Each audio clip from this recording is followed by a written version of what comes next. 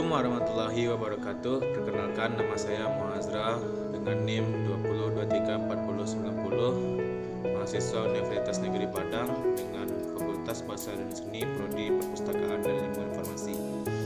Baiklah, pada kali ini saya melakukan penyampaian materi dalam rangka memenuhi ujian akhir semester pada mata kuliah preservasi dan konservasi. Baiklah, masuk pada materi yang akan saya bawakan, yang akan dua materi, yaitu yang pertama mengenai perbaikan bahan pustaka dan restorasi, dan materi yang kedua adalah perawatan dan perbaikan bahan pustaka dengan sistem penjelidan. Baik, masuk pada materi yang pertama, yaitu mengenai perbaikan bahan pustaka dan restorasi. Pada perbaikan bahan pustaka dan restorasi terbagi menjadi beberapa bagian. Yang pertama yaitu menambal. Menurut Perpustakaan Nasional Republik Indonesia 1995-289, menambal atau menutup bagian yang berlubang dapat dilakukan dengan kertas Jepang dan perekat kanji. Menambal juga dapat dilakukan dengan bubur kertas atau pulp atau menggunakan kertas tisu yang berperekat. Adapun cara untuk menambal bahan pustaka adalah sebagai berikut. Yang pertama, pilih kertas yang sesuai dengan kondisi bahan pustaka dan juga kertas yang sesuai untuk menambal. Kedua, yaitu bagian tepi lubang atau potongan kertas yang hilang dikikis atau dipertipis dengan menggunakan cutter. Selanjutnya itu oles perekat dengan hati-hati pada bagian tepi lubang atau bagian yang terkikis. Selanjutnya, letakkan kertas penambal di atas lubang atau bagian kertas yang hilang dengan arah sesuai. Kertas penambal yang terletak di luar bagian berlubang dikikis dengan menggunakan cutter. Kertas yang halus disatukan di atas ke bagian yang telah ditambal dan sedikit ditekan agar merekat dengan baik. Setelah kering, retakan dengan menggunakan tulang pelipat. Selanjutnya yang kedua yaitu menyambung. Menyambung yaitu dilakukan untuk merekat bagian yang sobek atau lemah karena lipatan. Biasanya diperkuat dengan potongan kertas dari jenis tertentu agar bagian yang sobek tidak bertambah besar atau melebar. Adapun berbagai cara dalam menyambung bahan pustaka yang telah sobek, yaitu antara lain adalah pilih kertas yang akan digunakan untuk memperkuat sambungan. Yang kedua, letakkan penggaris logam di atas kertas dengan arah panjang serat. Selanjutnya, tarik garis sepanjang tepi penggaris dengan menggunakan trackpen yang telah dicelupkan dalam air. Kertas dilipat ke atas dengan menggunakan pelipat.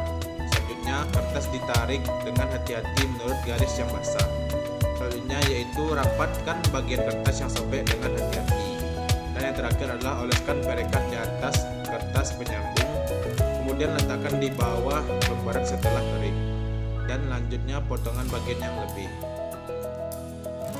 Yang ketiga ialah penjilidan. Penjilidan adalah suatu cara untuk menghimpun atau menggabungkan beberapa lembaran kertas menjadi satu, serta dilapisi oleh cover penjilidan. Cover penjilidan dibagi menjadi dua bagian, antara lain yaitu yang pertama dengan sampul lunak atau soft cover. Soft cover yaitu menjilid dengan cover tipis atau kertas yang mempunyai berat antara 165 gram sampai dengan 320 gram. Yang selanjutnya yaitu dengan sampul keras atau hard cover, yaitu menjilid dengan cover tebal atau karton yang mempunyai berat di atas 320 gram. Selanjutnya yang keempat yaitu penyiangan. Penyiangan atau wedding adalah kegiatan pemilihan terhadap koleksi bahan pustaka yang ada di perpustakaan. Kegiatan penyiangan dilakukan agar bahan-bahan pustaka yang tidak sesuai lagi diganti dengan bahan-bahan pustaka yang baru.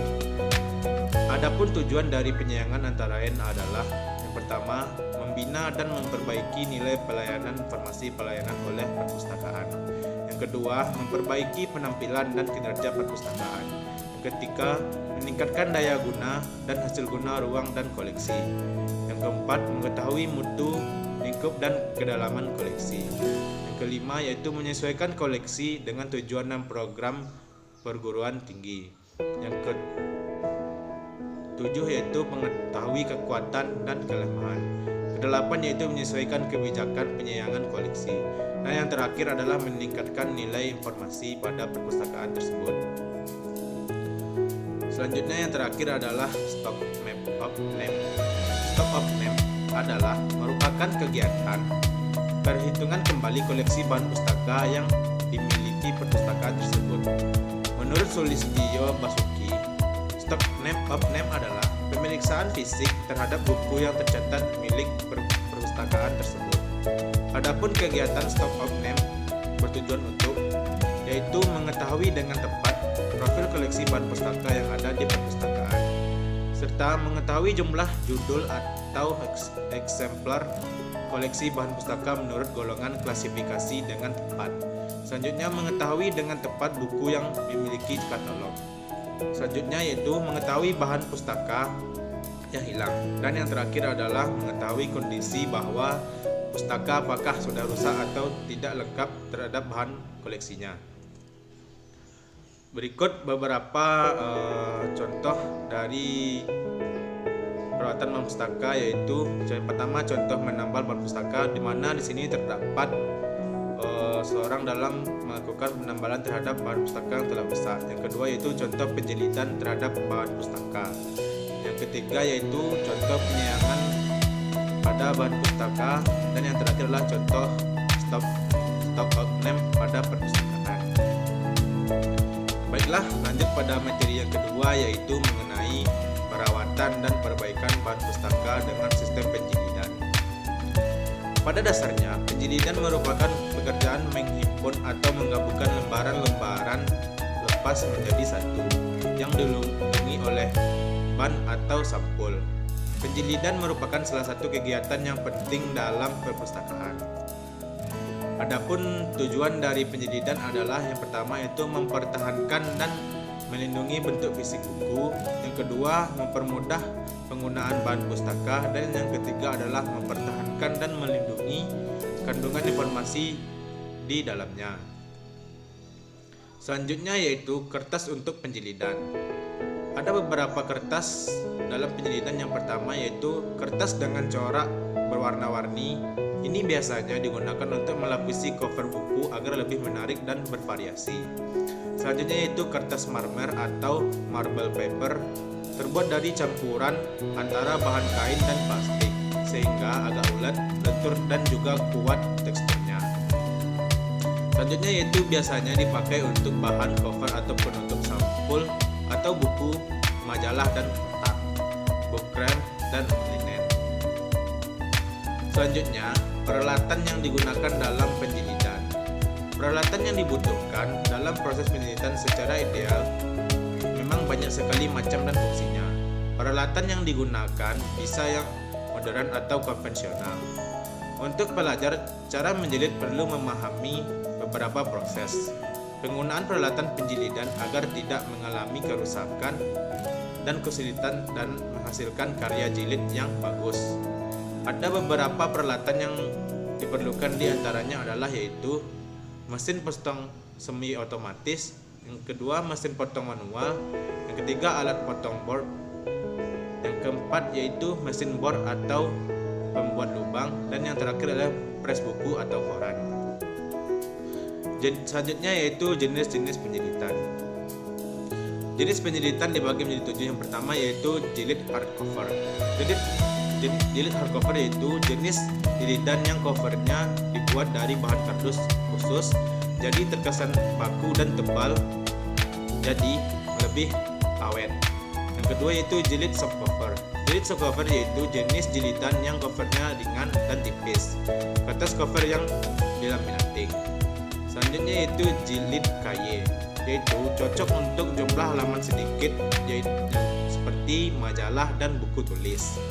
Selanjutnya itu jilid dengan tanda signature bidding, yaitu memperhatikan tanda pada bahan pustaka yang akan dijilid atau dokumen dibagi dalam turas. Selanjutnya yaitu jilid lem punggung. Jilid lem punggung yaitu biasa digunakan untuk buku atau novel dan buku ajar.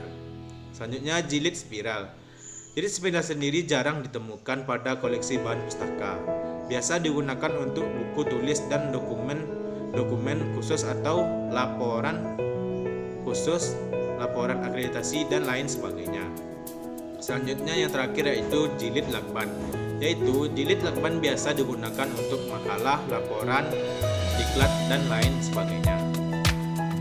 Selanjutnya yaitu berikut contoh dari penjilidan. Di sini saya menyediakan contoh dari penjilidan hardcover di sana, mana menggunakan kertas yang tebal untuk covernya. Dan yang kedua yaitu jilid softcover, yaitu menggunakan jenis kertas yang agak tipis dari hardcover. Nah, yang terakhir adalah jilid menggunakan lakban. Baiklah, mungkin sekian presentasi dari saya. Semoga bermanfaat. Dan jika ada perkataan kata yang salah, mohon dimaafkan. Assalamualaikum warahmatullahi wabarakatuh.